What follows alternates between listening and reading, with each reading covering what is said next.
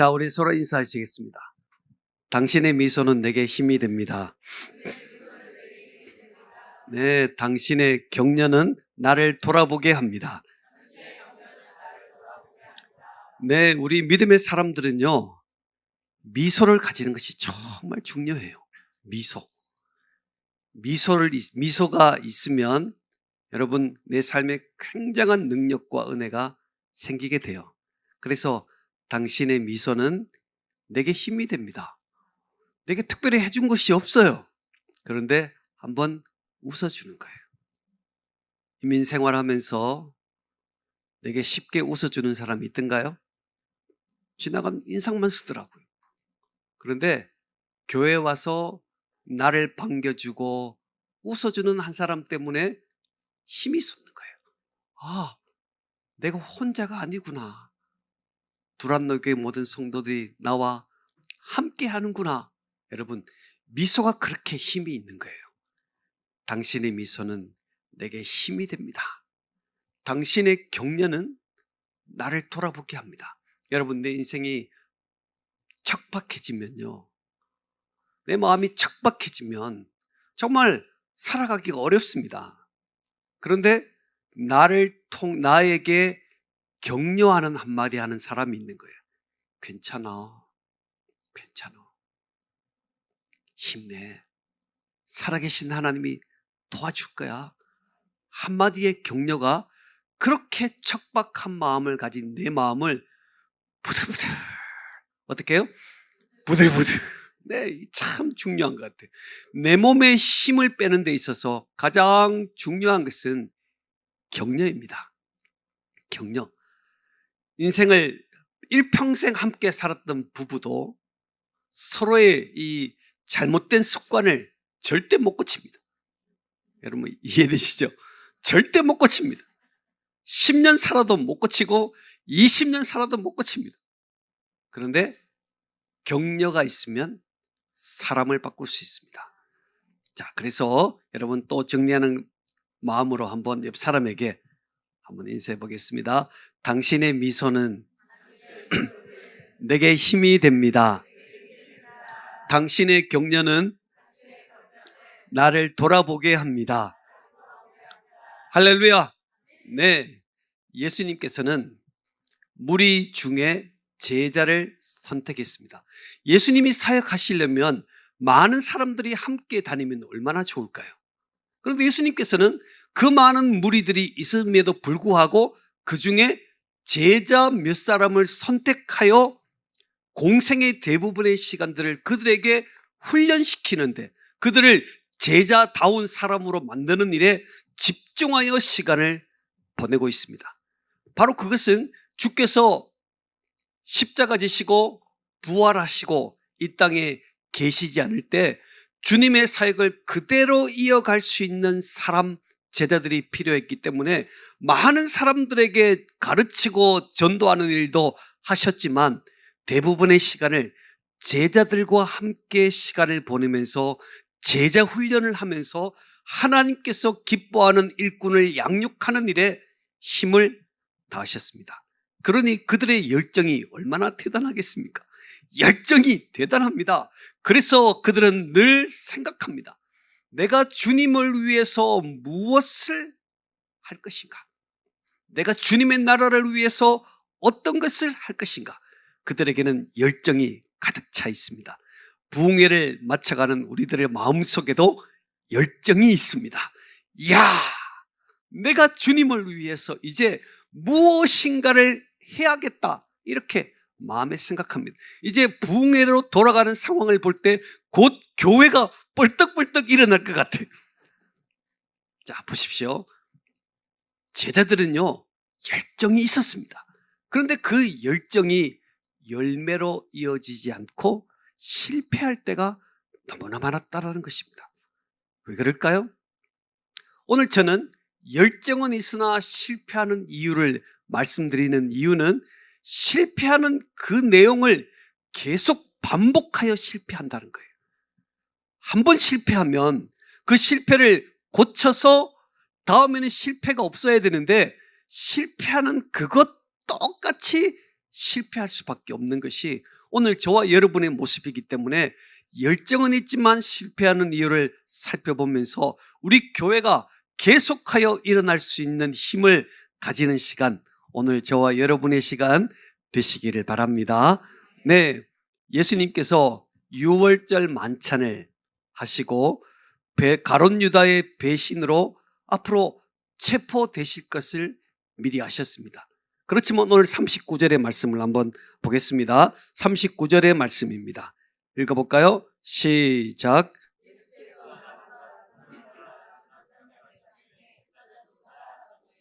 아멘. 습관을 따라 감람산에 가신다. 네, 습관을 따라 감람산에 기도하러 가셨습니다. 여러분, 자신을 따르는 제자 가룟 유다가 자신을 배신할 것을 알고 있습니다. 저가 나를 배신할 것이다 라고 알고 계시는 아주 위험한 상황 속에 예수님께서는 제자들과 함께 무엇을 따라?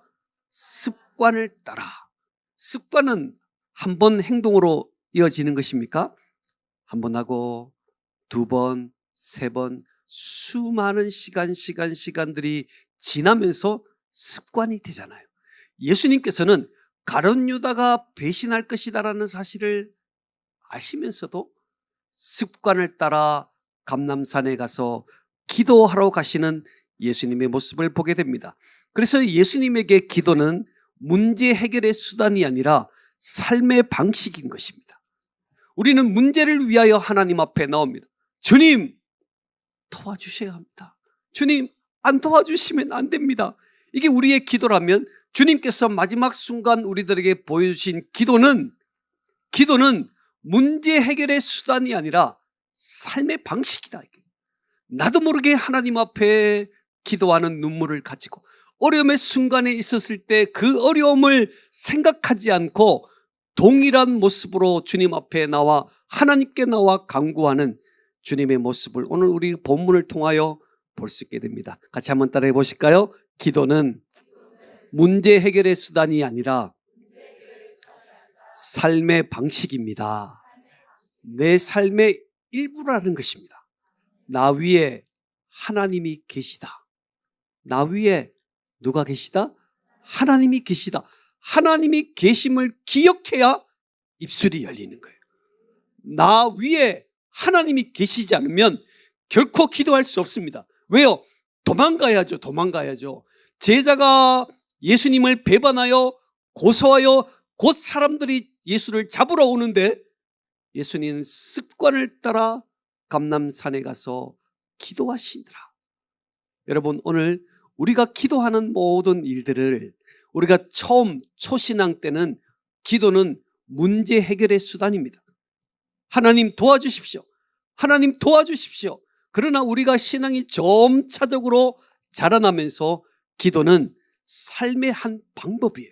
내가 기도 없이는 어떤 일도 할 수 없음을 고백하는 것이 바로 기도라는 사실을 기억해야 합니다. 그곳에서 베드로가 예전에 고백했죠.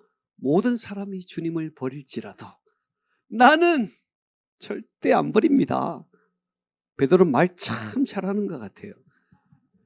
모든 사람이 주님을 버릴지라도 얘네들 버릴지라도 나는 안 버립니다. 이렇게 말했던 베드로, 그 베드로의 말 속에 함께 제자들도 동의하는 마음을 가집니다. 그래요.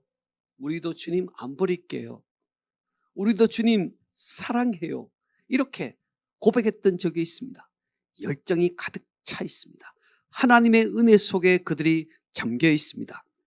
자, 오늘 40절의 말씀을 보겠습니다. 읽어보겠습니다. 시작.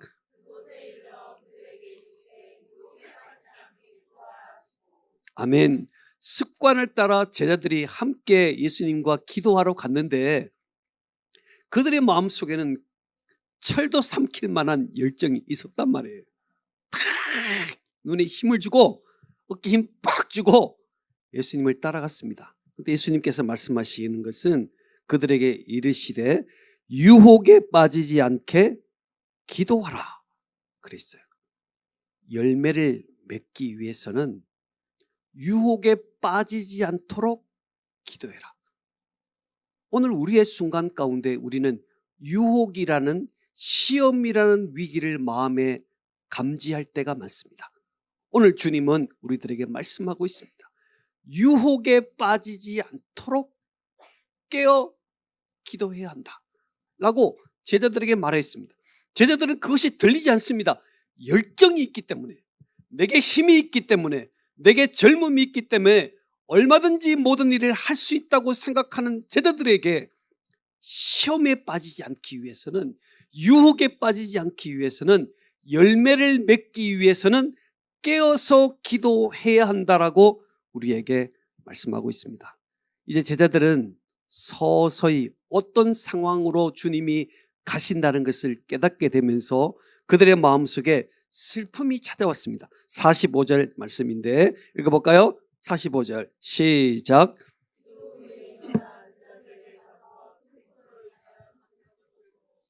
아멘. 제자들이요, 예수님이 이제 잡혀서 신문당하실 것에 대한 인식을 제자들이 하기 시작했습니다. 슬프겠죠. 너무너무 슬플 거예요.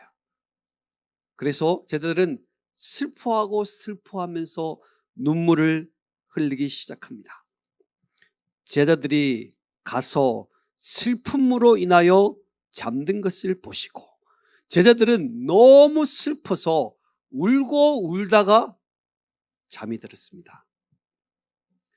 결국 입술로 주님을 부인하는 결과를 맺게 된 것입니다. 여러분, 큰 위기를 만나면 눈물이 납니다. 내 인생에 고난을 만났어요. 눈물이 납니다. 오늘 성경은 우리들에게 말해주기를 고난을 만나도 울지 말라고 말하지 않아요. 고난을 만나고 슬픔을 만나면 눈물 흘려야죠. 염려해야죠. 걱정해야 합니다. 고난을 만났을 때 눈물 흘리고 염려하고 걱정하는 것 좋은데 걱정하다가 기도로 바꿔야 한다는 거예요. 걱정을 기도로 바꿔야 한다는 거예요. 염려하다가 그 속에 내가 이렇게 염려하다가 넘어지면 안 되지. 깨어서 기도함으로 이 위기를 이겨가야 한다는 힘을 저와 여러분이 가져야 한다는 거예요. 오늘 주님은 말씀하고 있습니다. 시험에 빠지지 않도록 깨어 기도하라. 눈물 흘려도 괜찮습니다. 아파해도 괜찮습니다. 내가 잠 못 이뤄도 괜찮습니다. 그러나 여기까지면 안 됩니다. 잠을 이루지 못하다가 염려하다가 눈물 흘리다가 잠이 들었기 때문에 결국 그는 쓰러질 수밖에 없는 상황을 만나게 된 것입니다. 기도해야 될 정확한 순간에는 기도할 수 있기를 축복합니다. 깨어서 기도하는 능력이 저와 여러분에게 있어야 한다는 겁니다. 우리가 교회를 생각할 때 염려할 때가 많습니다. 우리 가정을 생각할 때 염려할 때가 많습니다. 우리 자녀 어떻게 할까? 결혼 어떻게 할까? 학업 어떻게 해결할까? 우리는 염려를 참 잘합니다. 그러나 염려가 염려로 끝나면 실패한다는 거예요. 오늘 제자들에게 주님은 염려만 하지 말고 여기서부터 염려하다가 기도로 삶을 바꾸어 깨어서 기도할 때 승리할 수 있다고 우리들에게 말씀하고 있습니다. 어떤 분들은 말합니다. 나는 기도가 참 어렵습니다. 그래서 제가 물질로 좀 하나님께 봉사할게요. 어떤 사람들은 저는 기도가 힘드니까 헌신하며 봉사할게요. 그러나 기도는 대신할 수 있는 것이 아닙니다. 기도는 기도로 채워야 합니다. 자, 우리 옆 사람에게 말할까요? 기도는 기도로 채워야 합니다. 네, 그래서 윌러크릭 빌 하이벌스 목사님이 너무 바빠서 기도한다. 너무 바빠서 기도한다는 책을 출간하셨어요. 바쁘니까 기도한다는 거예요. 내게 힘이 없으니까 기도한다는 거예요. 그래서 내 삶 가운데서 기도를 대신할 수 있는 것은 아무것도 없다는 거예요.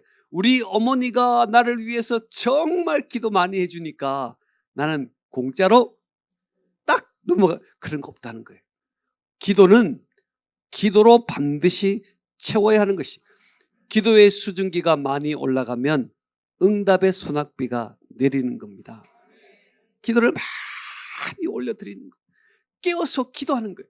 고민하다가 잠들지 말고 고민하다가 깨어서 하나님 앞에 기도의 순간들을 많이 올릴 때 하나님께서는 내 인생의 응답의 소낙비를 통하여 놀라운 축복을 일으키시는 하나님이 누구의 하나님이십니까?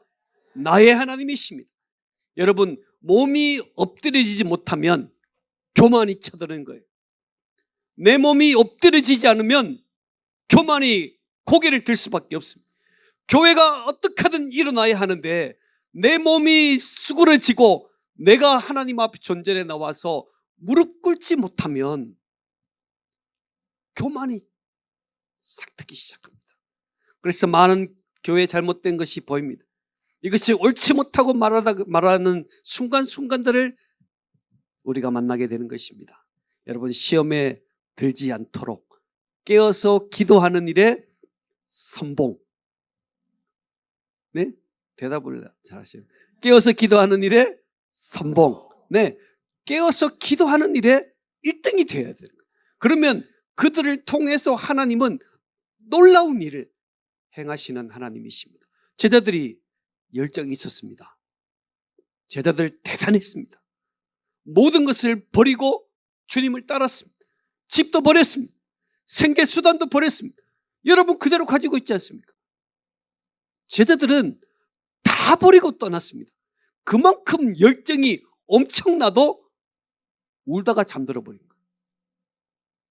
오늘 이 시대를 살아가는 저와 여러분에게도 동일한 이런 아픔이 있을 것입니다. 우리는 주님을 따르는 하나님의 백성들인데 주님 앞에 끝까지 열매 맺기 위해서는 깨어서 기도하는 결단, 순간이 저와 여러분에게 있을 때 승리하는 줄 믿습니다. 네, 아주 중요한 말씀을 드리고 있습니다. 그래서 제자들이 슬퍼하다가 일어나서 주님이 깨운 거예요. 그래서 주님과 대화를 나누는 중에 예수님을 체포하기 위해서 성전의 수비대들이 예수님을 잡으러 왔습니다. 그래서 기도하지 않았던 제자들이 이제 자다가 일어난 거 아니에요. 그렇죠? 자다가 일어난 거예요. 이제 자다가 일어났는데 저 멀리 성전 수비대가 자기의 선생님을 잡으러 온 것을 보았습니다. 자, 49절 읽어볼까요? 49절입니다. 읽겠습니다. 시작.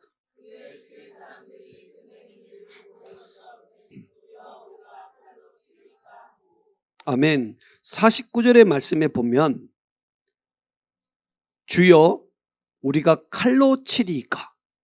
제자들이 지금 어떤 교육을 받았습니까? 말씀을 통해서 하나님의 나라를 확장시켜가는 교육을 제자 훈련을 통해서 받았습니다. 예수님에게 받았습니다. 그러면 하나님의 방법으로 문제를 해결할 수 있는 제안을 해야 되는데 잠을 자다가 일어난 거예요. 정신이 없는 거예요. 그러니 예수님에게 하는 말이 선생님 칼로 치리까. 쟤네들 내가 칼 가지고 있는데 단번에 베어버릴까요? 이렇게 말을 하고 있는 모습을 가만히 생각해 보면서 그렇게 열정이 있고 그렇게 주님을 따라다니고 그렇게 주님을 사랑하는 그들도 깨어서 기도하지 못하니까 세상 방법을 사용하여 해결하려고 하는 모습들을 가만히 보게 됩니다. 오래전 이야기지만 한 장로님의 이야기입니다. 그분은 교회를 설립하신 장로님입니다.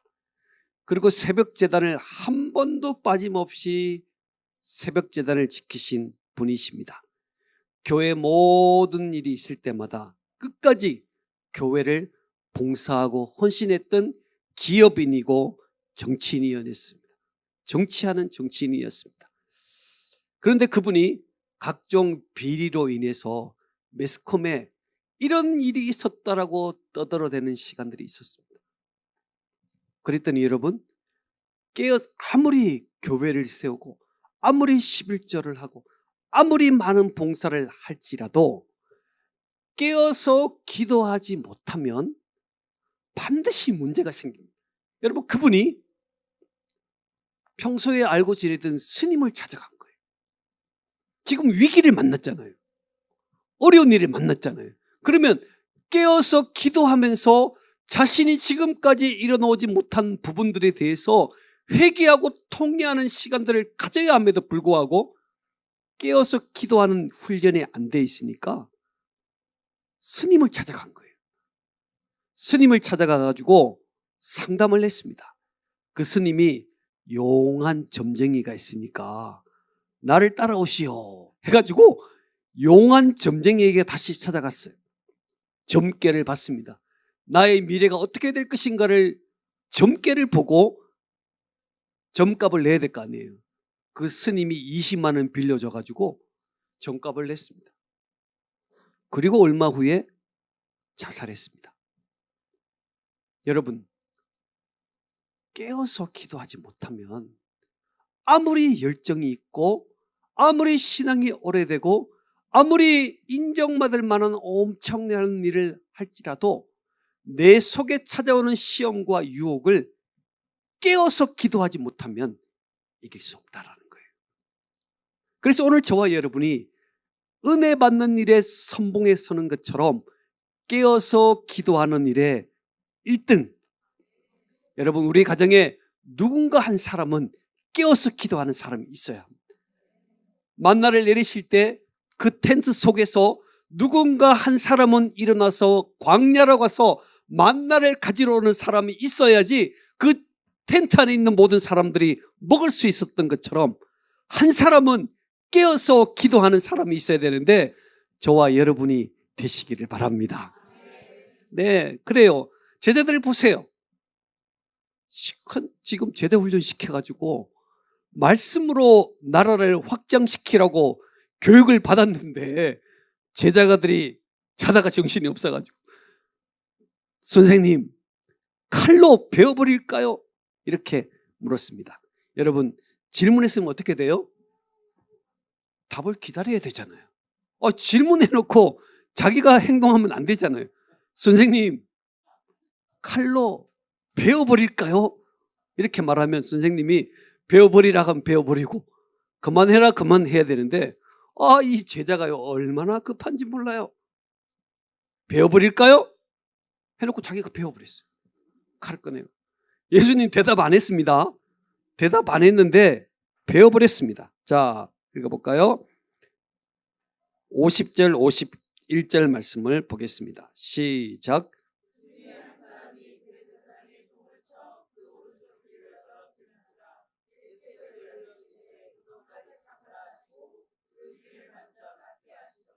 아멘. 대제사장의 종의 길을 떨어뜨려. 하필이면 예수님을 신문하는 대제사장의 종의 길을 땡크 날려버린 거예요. 베드로가 기술 좋습니다. 제자가 얼마나 기술이 좋은지 몰라요. 그렇게 영적인 훈련 받고도 세상 방법을 따라가는 데는 얼마 안 걸려요. 얼마 안 걸려요. 은혜 많이 받았잖아요. 정말 내 생에 하나님밖에 없구나. 내가 이제 주님을 위하여 살아가야지. 이렇게 선택하는 우리들도 세상으로 빠지는 데는 얼마 안 가는 거예요. 오랫동안 훈련받았지만 세상으로 나가기에는 정말 삽시간에 빠져버리는 제자들의 모습을 보면서 우리는 어떤 생각을 하고 계십니까? 정말 하나님 앞에 한순간도 내 삶을 집중하지 못할 때 나도 모르게 연약한 가운데 빠질 수 있겠구나 라는 생각을 하게 되는 거예요. 오늘 제자들은 이 정도는 내 힘으로 할 수 있다는 생각이 있었지 않을까요?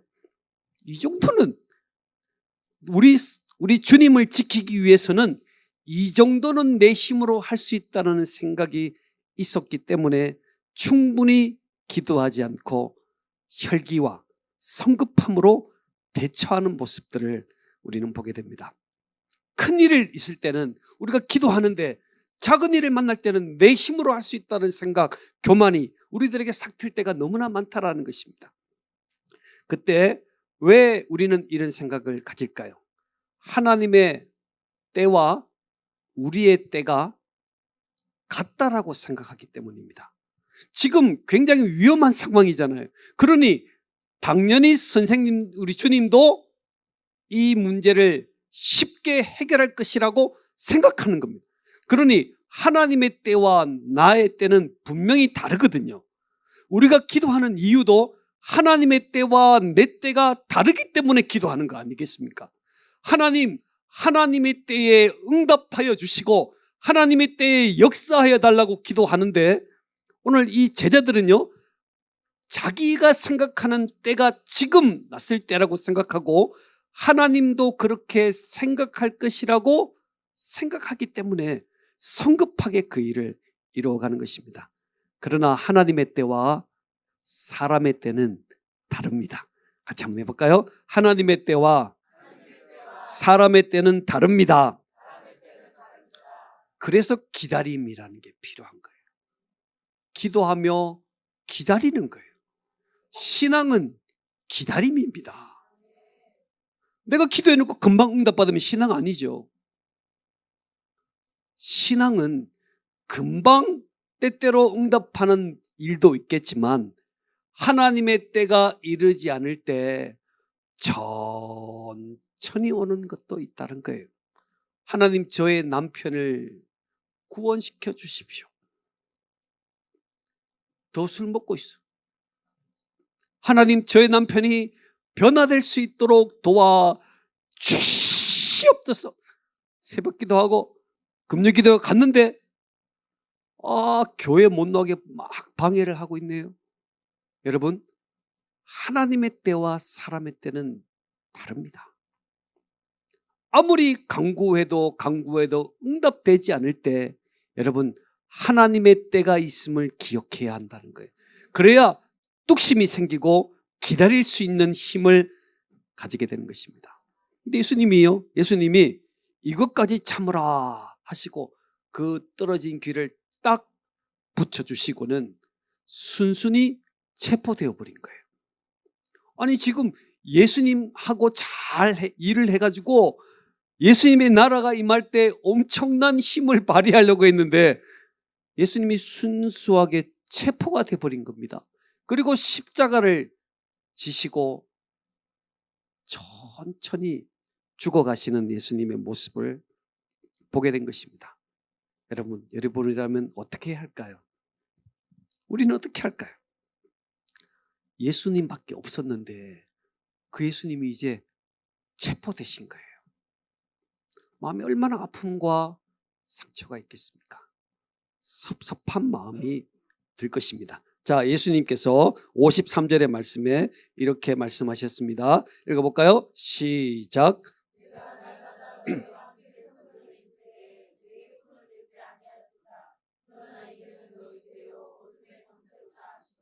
아멘. 예수님께서 순순히 체포당하시면서 제자들에게 하신 말씀이 53절의 말씀인데요. 바로 그 말씀이 이제는 너희 때요 어둠의 권세로다 그랬어요. 이제는 말씀으로 영적인 눈을 뜰 때다 이렇게 말씀하셨어요.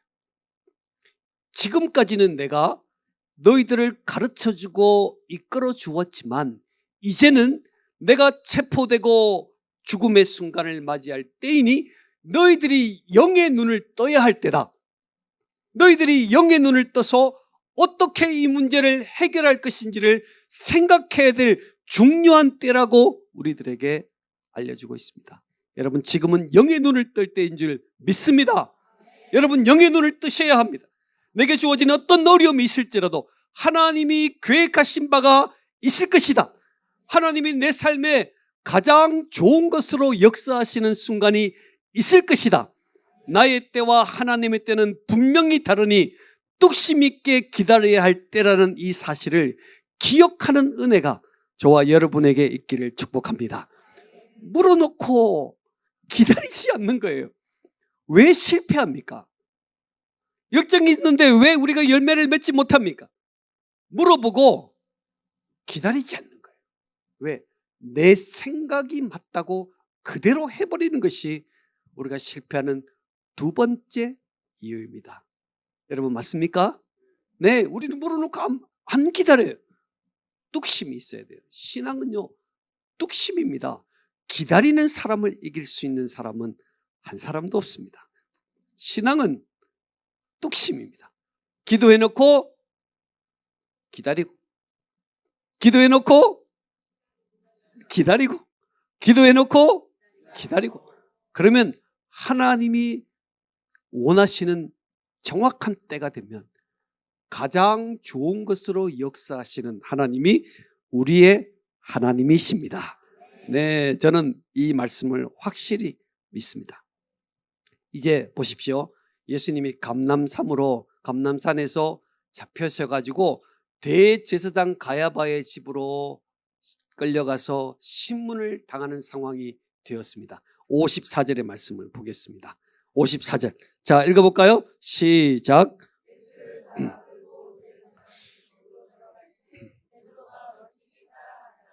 아멘. 지금 예수님 옆에 탁 붙어 있는 제자는 누구였어요? 베드로입니다. 베드로는 항상 예수님 옆에 항상 있었습니다. 그런데 오늘은 왠지 멀찍이 예수님을 따라가고 있습니다. 평소와 다르죠. 멀찍이 주님과의 거리를 두고 가고 있는 것입니다. 주님과의 거리에 틈이 생긴 것입니다. 여러분, 주님과의 거리에 틈이 생기면서부터 우리는 시험이 생기게 되고 어려움이 생기게 됩니다. 예전에는 정말 열심히 주님을 따라다녔는데 어느 순간 내 마음에 시험이 들어서 틈이 딱 생기는 거예요. 그런데 왜 우리가 열정이 있지만 넘어지냐 하면은 틈이 생길 때 그 틈을 딱 메꾸어야 하는데 그 틈을 안 메꾸는 거예요. 그리고 제자 베드로는 멀찍이 주님을 따라가니까 55절의 말씀 보세요. 자, 읽어볼까요? 55절 시작. 사람들이 뜰 가운데 불을 피우고 함께 앉았는지라 베드로도 그 가운데 앉았더니. 아멘.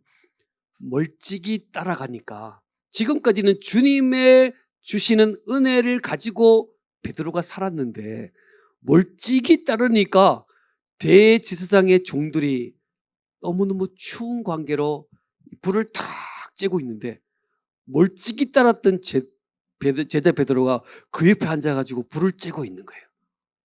세상의 혜택을 보고 있는 거예요. 주님과의 거리가 멀어지니까 주님 아니면 안 됩니다. 주님이어야 합니다.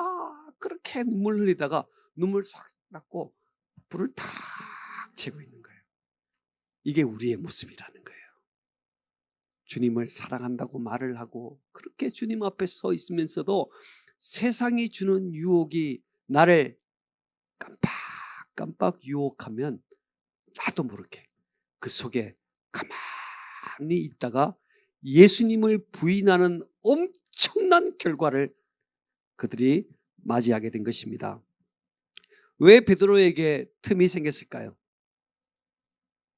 자신은 지금 모든 것을 버려두고 주님을 따랐는데 주님이 십자가 지기 위해서 고난당하고 신문당하시는 거예요. 아니 그럼 나는 뭐야? 나는 내가 주님을 따라서 무언가를 하려고 그랬는데 주님이 십자가 져버리니까 마음에 섭섭한 병이 든 것입니다. 섭섭한 병이 들었어요. 그 틈이 생기는 거예요. 섭섭함. 어떤 분이요, 제가 처음 저희 교회에 부임했을 때 설교를 탁 하고 말씀을 증거했을 때 그분이 목사님 너무너무 은혜되네요. 왜 이제 오셨습니까 목사님? 이렇게 말씀하셨어요. 이분이 참 은혜로운 분이구나 생각했는데 그분 딸이 저희 교회에 근무를 했어요. 사무실에 근무를 했는데 그 딸이 사무실 근무를 그만두었어요.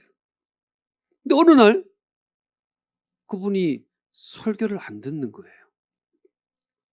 요즘 목사님 설교가 하나도 안 들려요. 은혜 하나도 안 돼요. 그리고 막 다니는 거예요. 왜 그렇죠? 뭐가 문제죠? 딸이 교회 사무를 그만둠으로 인해서 뭐가 들어왔어요? 섭섭병이 들어왔어요. 섭섭병이 들어오니까 설교 안 들려, 설교. 그렇게 은혜롭다고 왜 이제서야 오셨습니까? 목사님, 왜 그랬습니까? 했던 분이 마음에 섭섭한 병이 든 겁니다. 베드로가 지금 뭐가 들었어요? 섭섭한 병이 든 거예요. 그러니 틈이 생겨버리잖아요. 섭섭하면 틈이 생깁니다. 반드시. 내가 교회 안에서 함께 했던 친구들 중에 내 마음을 섭섭하게 하는 사람이 생기면 뭐가 생긴다고요? 틈이 생겨요. 그래서 열정은 있지만 넘어지는 사람이 너무나 많다는 것입니다.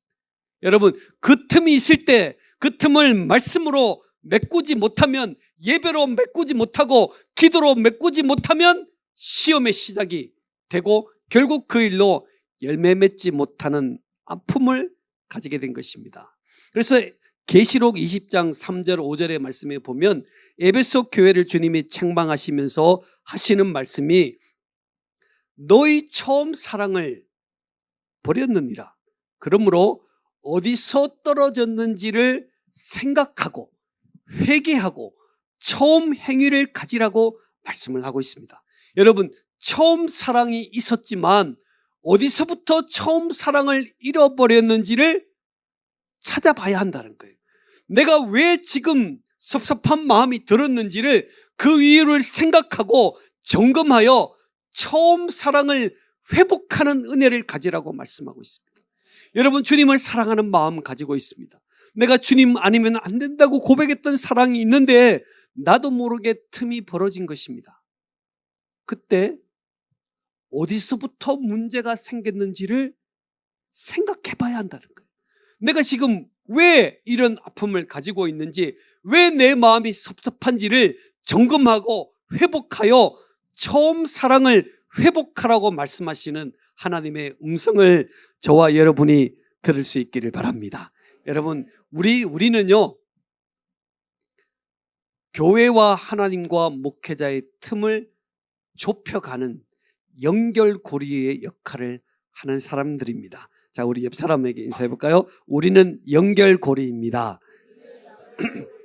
네, 우리는 지금 연결고리입니다. 어떤 연결고리입니까? 하나님과 세상을 연결하는 연결고리입니다. 하나님을 우리가 손을 잡고 있습니다. 근데 세상은 하나님을 모릅니다. 모르잖아요. 그런데 누구를 보고 알아요? 나를 보고 아는 거예요. 그래서 우리는 연결고리라는 거예요. 하나님을 한 손으로 잡은 우리가 다른 손은 세상을 잡은 자들입니다. 그러니 연결고리가 틈이 생기면 나를 만나는 사람들은 하나님을 모르게 된다는 거예요.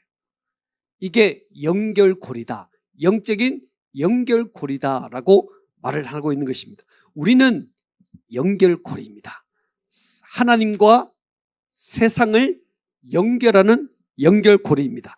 또한 우리는 연결고리인데 교회와 목회자와 우리의 자녀와 다음 세대를 연결하는 연결고리입니다. 우리 자녀들은 목사님 잘 모릅니다. 그러나 부모가 어떻게 생각하고 어떻게 이해하느냐는 자녀들의 생각과 동일한 생각으로 이어진다는 겁니다. 그래서 부모가 목사님을 존귀 여기고 교회를 귀하게 생각하면 자녀들도 당연히 교회를 귀하게 생각하게 되어 있습니다. 그러니 그 교회를 떠나지 않는 거예요. 오늘날 한국교회의 많은 중직자들의 자녀들이 교회를 다 떠납니다. 다른 청년들, 다른 자녀들은 교회에 많이 있지만 중직자의 자녀들이 교회에 없습니다. 왜요? 목회자를 생각하는 마음과 교회를 생각하는 마음이 삐딱하기 때문에 틈이 생기는 거예요. 그러면 그 틈이 있다고 말하지 않아도 사람은 영적인 존재 아니겠습니까? 그거의 모든 영향력이 동일하게 자녀들에게, 다음 세대들에게 연결될 수밖에 없는 거예요. 그래서 연결고리가 얼마나 중요한지를 여러분 꼭 기억하셔야 됩니다. 우리는 연결고리다. 내가 틈이 생기면 나를 만나는 사람이 다 틈이 생기는 거예요.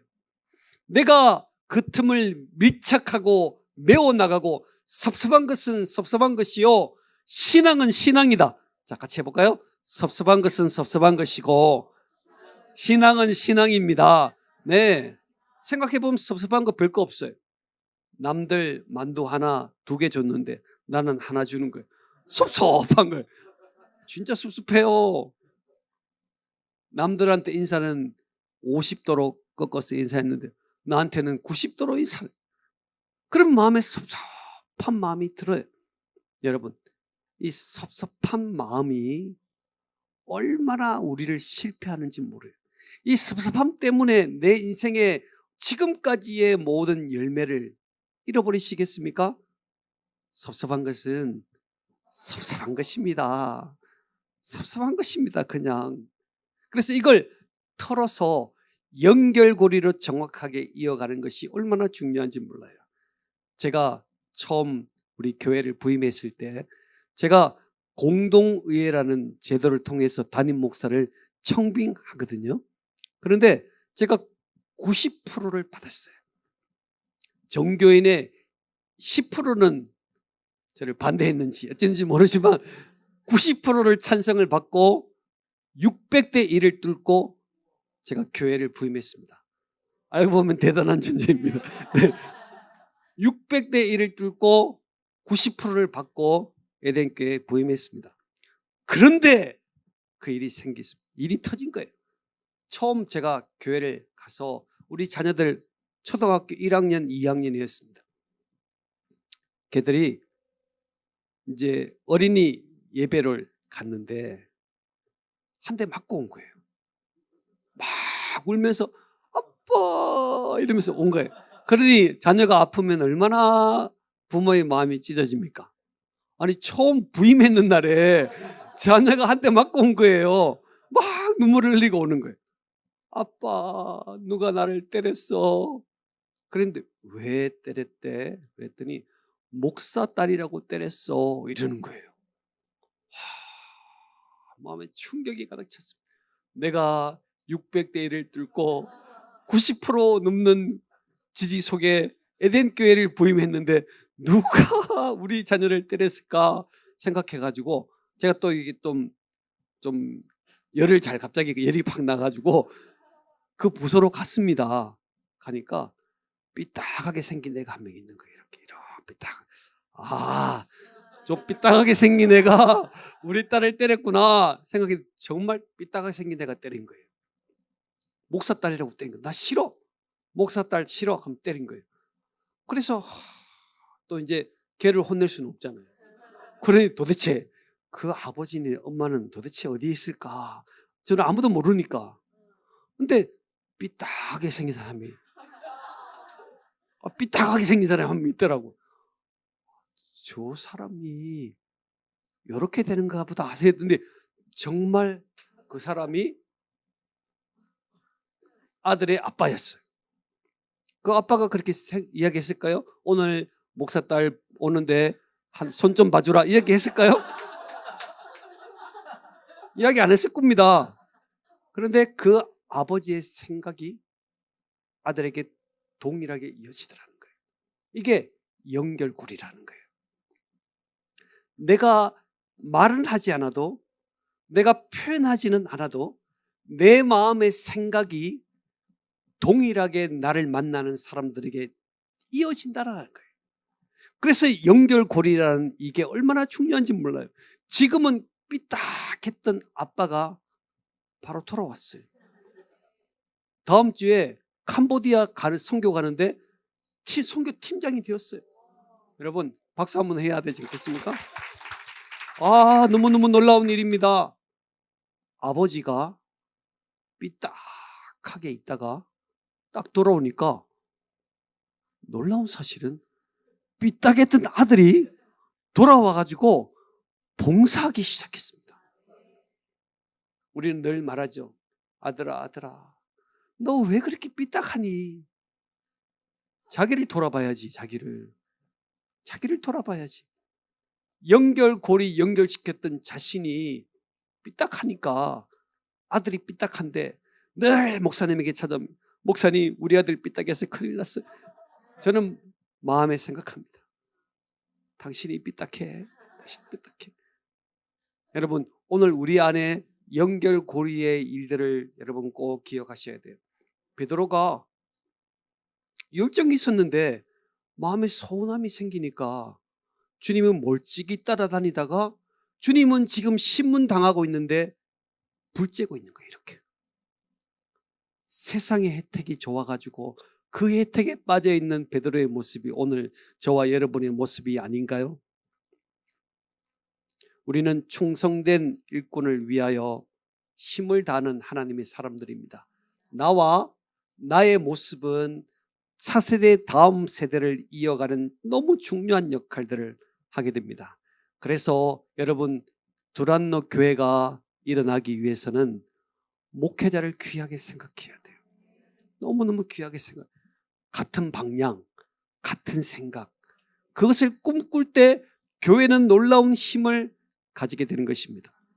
저는 어린 시절에 많은 분들이 이렇게 이야기하더라고요. 목회자에게 잘하면 복 받는다, 이렇게 이야기하더라고요.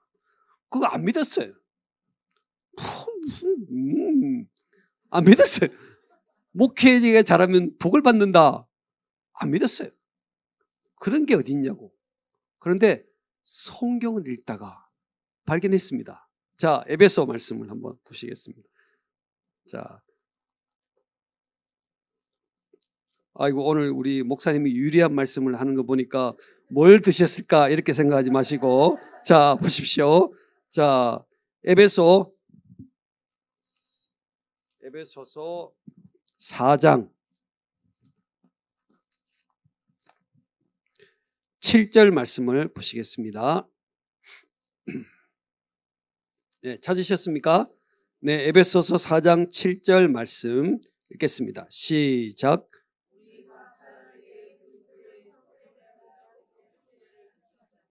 네, 우리 각 사람에게 그리스도의 선물의 분량대로 은혜를 주셨다 그랬어요. 그리스도의 선물의 분량대로 은혜를 주셨는데 11절에 보니까 어떤 사람은 사도로, 어떤 사람은 선지자로, 어떤 사람은 복음을 전하는 자로, 어떤 사람은 목사와 교사로 삼으셨으니, 왜 삼았습니까? 12절에 이는 성도를 온전하게 하여 봉사의 일을 하게 하며 그리스도의 몸을 세우려 하심이라. 아멘. 자, 보십시오. 이 세 구절을 정리하면요, 그리스도의 몸을 세우기 위해서 목사를 선물로 주셨다. 하나님이요. 하나님이 그리스도의 몸된 두란노 교회를 세우기 위해서, 내게 유익을 주기 위해서 선물로 목사님을 주셨다. 그래서 하나님께서 주신 선물을 경홀히 여기고 하찮게 여기면요, 하나님을 하찮게 여기는 거예요. 제가 선물을 줬는데 선물 탁 하찮게 여기겠죠? 마찬가지예요. 하나님께서 두란노 교회 선물로 목사님을 주셨어요. 근데 그 선물이 정말 좋아. 네, 목사님, 그 선물이 너무너무 좋아. 뭐 특별히 멋있지 않아도 선물이니까 좋아해야 되는데 멋있는 거예요. 열정이 있는 거예요. 주님 몸된 제자를 사랑하는 열심이 있는 거예요. 하나님이 목사님을 내게 선물로 주었구나. 두란노 교회 선물로 주었구나. 감사하다. 여기서부터 교회는 놀라운 역사와 은혜를 일으키는 힘을 가지게 되는 거예요. 그래서 어른들이 목사님에게 잘하면 복 받는다 라는 말이 이 말이구나 라는 생각을 하고, 목사가 되었어야 겨우 이걸 깨닫게 되었다는 사실. 그러나 여러분들은 지금 깨닫게 되었으니 하나님의 기쁨인 줄 믿습니다. 자, 여러분, 열정은 있지만 실패하는 사람들이 많습니다. 열심을 젊은 날에 주님을 섬기면서 열심을 다했지만 열매가 없는 사람들이 너무나 많습니다. 그 이유 첫 번째는 바로 깨어서 기도해야 될 순간에 기도 안 하는 거예요. 지금 눈물 흘릴 때가 아닌데 눈물 흘리고 잠이 들어버린 것입니다.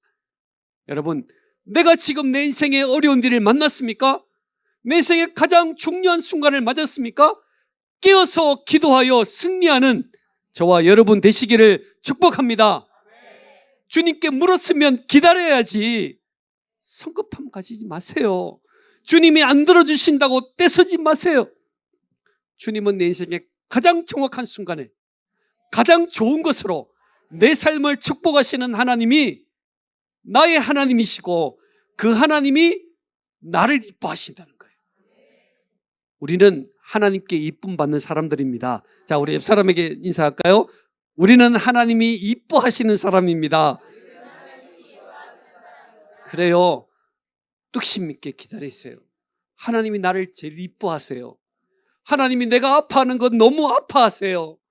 그러나 하나님의 때를 기다릴 때 우리는 열매를 맺을 수가 있습니다. 섭섭한 마음이 있습니까? 나는 섭섭인데 나를 만나는 사람은 섭섭. 그 섭섭의 마음이 지나면 섭섭. 그게 온 교회 안에 섭섭병이 들어버리는 거예요. 그러면요, 거칠어져요. 사람이 섭섭한 마음이 들면 거칠어진다는 거예요. 처음 시작은 빵으로 시작합니다. 떡으로 시작합니다. 저희 교회가 매일 싸우더라고요. 뭐 때문에 싸우나 했더니 떡 2개 먹었다고. 나는 하나 먹었는데 저 사람은 2개 먹었는데 왜 나한테는 하나만 주냐고. 이게 점차적으로 커지더니 섭섭병이 샥 돌더라고요. 그래서 제가 떡 없애버렸어요. 우리 에덴 교회에서는 떡 절대 못 먹는다. 섭섭병이 없어졌어요. 섭섭한 건요, 별것 아닙니다. 생각해보면 별일도 아닌데 틈이 딱 생기면 그 틈을 자기가 메꿀 수 있는데 못 메꾸면 점점 커지면서 병이 되면서 교회가 어려운 상황 가운데 빠지게 되는 것입니다. 그래서 여러분, 어려운 일이 있으면 기도로 섭섭한 마음을 메꾸세요. 섭섭한 것은 섭섭한 것이고 신앙은 신앙이다. 좀 섭섭하게 인상 쓰면 섭섭하게 있는 사람이 있으면 등을 좀 두드려주면서 섭섭한 것은 섭섭한 것이고 신앙은 신앙이야. 이렇게 서로 격려하고 위로해가지고 두란노 교회가 날마다 성장하는 하나님의 기쁨 되기를 축복합니다. 기도하겠습니다. 오늘 이 시간 하나님께서 우리에게 주신 귀한 말씀을 마음에 기억하셔야 됩니다. 열정은 있는데 열심은 있는데 왜 우리가 실패할 수밖에 없을까요? 오늘 우리가 살펴본 이유는 똑같은 실수, 똑같은 일을 반복할 수밖에 없는 우리의 연약함이 있기 때문입니다. 하나님, 깨어서 기도하는 일에 선봉에 설 수 있도록 도와주십시오. 하나님께 묻고 나 혼자 처리하는 성급함이 아니라 뚝심 있게 하나님의 뜻을 기다리는 사람 되게 해주세요. 틈이 벌어질 때마다 세상의 힘이 내게 들어와 댐이 무너지는 엄청난 아픔을 경험하는 인생이 아니라 기도로 섭섭함을 묶어가면서 하나님 앞에 온전히 뚝심을 가지고 설 수 있는 은총을 제게 허락하여 주시옵소서. 다 같이 통성으로 기도하겠습니다. 전능하신 하나님 아버지, 오늘 이 시간 기도합니다.